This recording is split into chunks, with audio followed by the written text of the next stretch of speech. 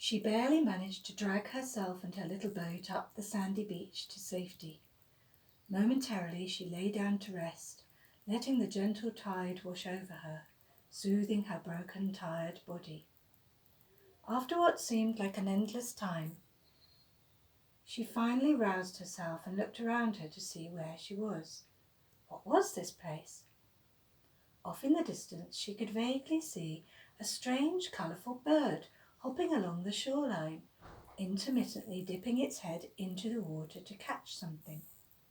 A fish, she guessed, but wasn't quite sure. Slowly but undoubtedly intentionally, the bird came closer and closer until it was suddenly right in front of her, looking straight at her with huge orange eyes. It was beautiful. She spoke to it gently so as not to frighten it, and surprisingly it spoke back to her. It said, "Who are you?" Ziji said, "I am Ziji. I have come from a far off shore, and I am looking for something. A treasure I heard of in a dream. I must find it, so I have left my home far away to come on this journey, and you are the first creature I have seen for a long, long time."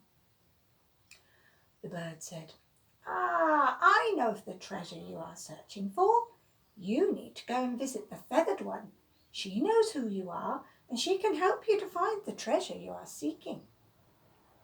Ziji said, "Where can I find the feathered one?" The bird said, "Follow me."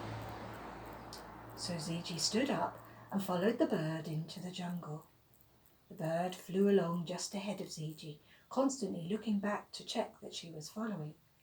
Ziji stumbled through the trees and the undergrowth, pushing aside leaves and branches, wading through swamps and across rivers, until she eventually arrived at a clearing where there sat an old lady whose clothes were all made of brightly coloured feathers of every hue imaginable.